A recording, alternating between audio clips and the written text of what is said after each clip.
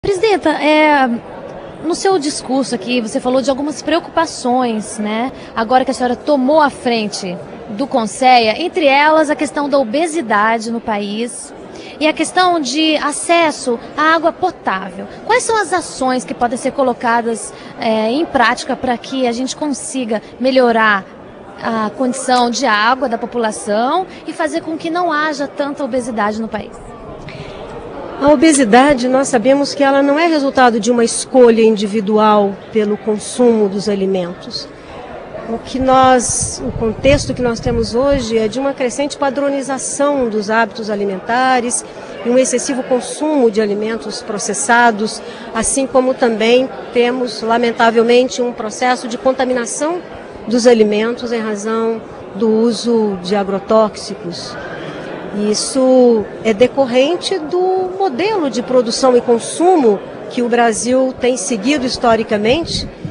Por isso que uma das propostas profundas que nós entendemos que precisamos de mudanças estruturadoras que reorientem as macropolíticas.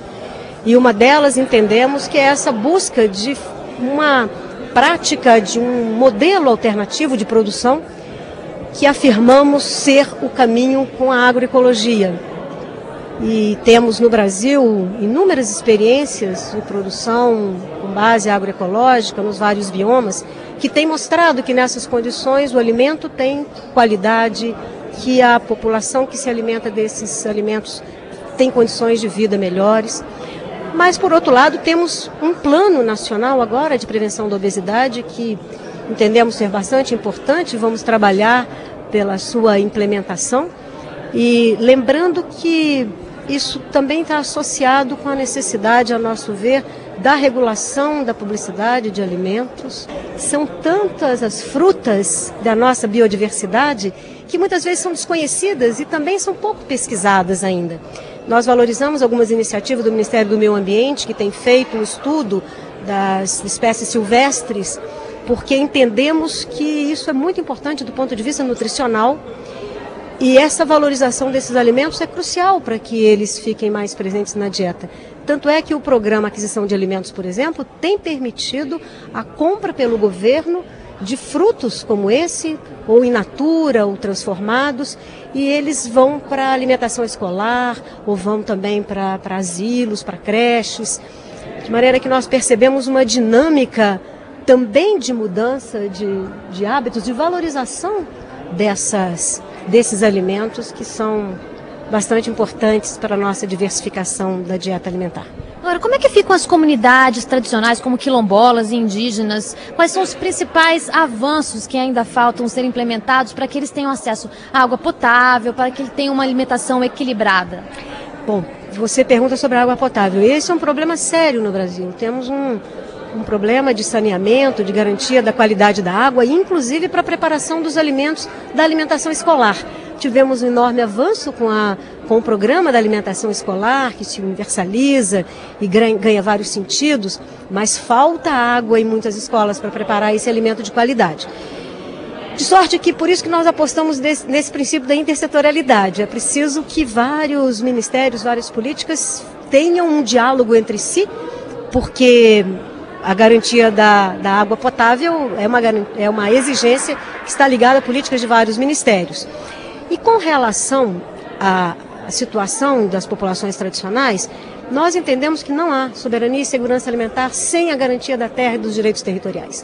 Essa é uma dívida histórica do país com essas populações. Nós tivemos no passado uma lei que, em lugar de garantir o acesso livre depois do fim da escravidão, foi a lei de 1850, a lei de terras, e que o acesso à terra era pela compra.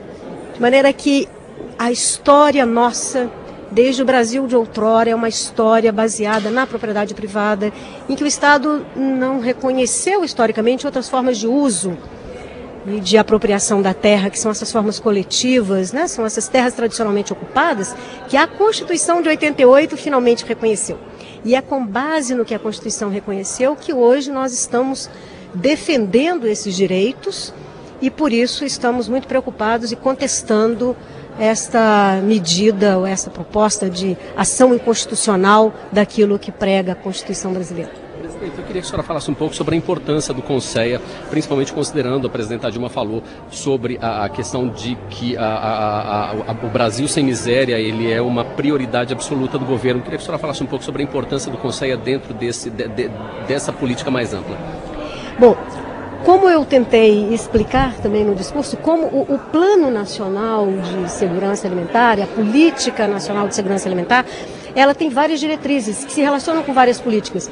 O Programa Brasil Sem Miséria é um dos programas, mas na nossa concepção, uma verdadeira política de soberania, segurança alimentar e nutricional é preciso relacionar as políticas de acesso ao alimento, a garantia da alimentação adequada e saudável, outro sistema de produção que seja baseado na agroecologia, né, nos sistemas sustentáveis.